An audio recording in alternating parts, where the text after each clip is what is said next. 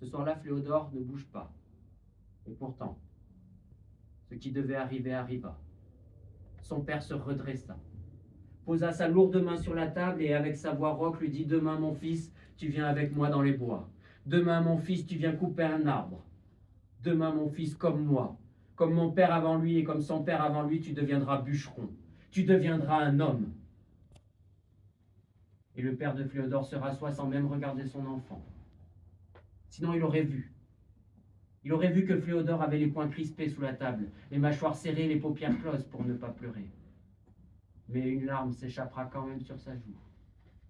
Et pour ne pas l'offrir à son père, d'un revers de main, il lancera son bol de soupe et il montera très vite en courant dans sa chambre. Il claquera la porte aussi fort que la haine qui habite.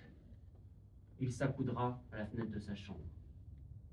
Cette fenêtre, avec sa mère, quand elle était encore là, cette mère, ils adoraient y passer du temps à regarder au loin. Sa maman. Sa maman qui est partie bien trop vite et qui lui manque tant.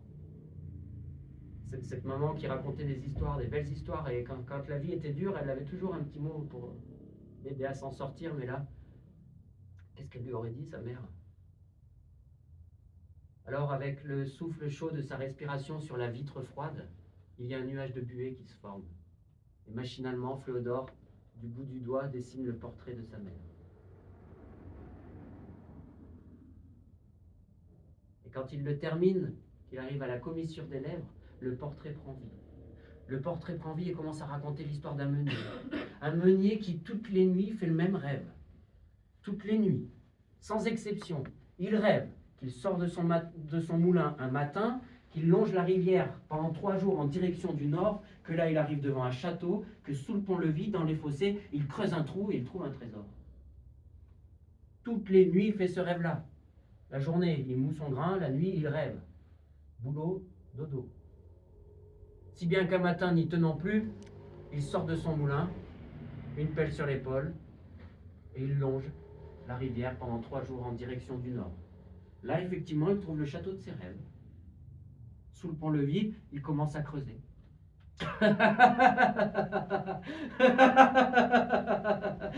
Et qu'est-ce que tu fais là à creuser dans les fossés du roi? Non mais ça va pas bien la tête. Non mais tu veux finir ta vie dans les geôles du château? On t'a déjà expliqué comment elles étaient les geôles de ce château là? Non mais c'est sombre, c'est gris, c'est froid, il y a des rats qui brouillent partout. Non mais tu veux pas ça. Alors le meunier est pris sur le fait et explique que toutes les nuits il fait le même rêve.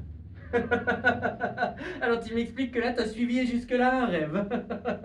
Elle était encore plus stupide que ce que je pensais, dis donc. Regarde-moi, si je suivais mes rêves par exemple. Toutes les nuits je fais le même. Je fais le même. Qu'un matin je sors de ce château, je marche le long de cette rivière en direction du sud pendant 3 jours, alors j'arrive près d'un moulin, je creuse en son centre et j'y trouve un trésor. Quelle idiotie. Bon, allez, va-t'en vite avant que quelqu'un te voie. Tu m'as bien fait marrer, allez, vas-y, pars. Et le meunier ne demande pas son reste. Hein. Il part, hein. Du coup, il relonge la rivière en direction du sud pendant 3 jours. Il arrive à son moulin et il rentre dedans et en son centre, il creuse. Ah oui. Et très vite, il trouve un coffre en bois à l'intérieur duquel il y a un parchemin. Et sur ce parchemin, il est écrit, et là, Fléodore, qui est à sa fenêtre en train d'écouter le portrait de sa mère, n'arrive plus à retenir sa respiration. Si bien que son souffle chaud sur la vitre froide efface le portrait. Et oui, mais la phrase, c'était quoi la phrase? C'était, il se souvient plus de la phrase, lui.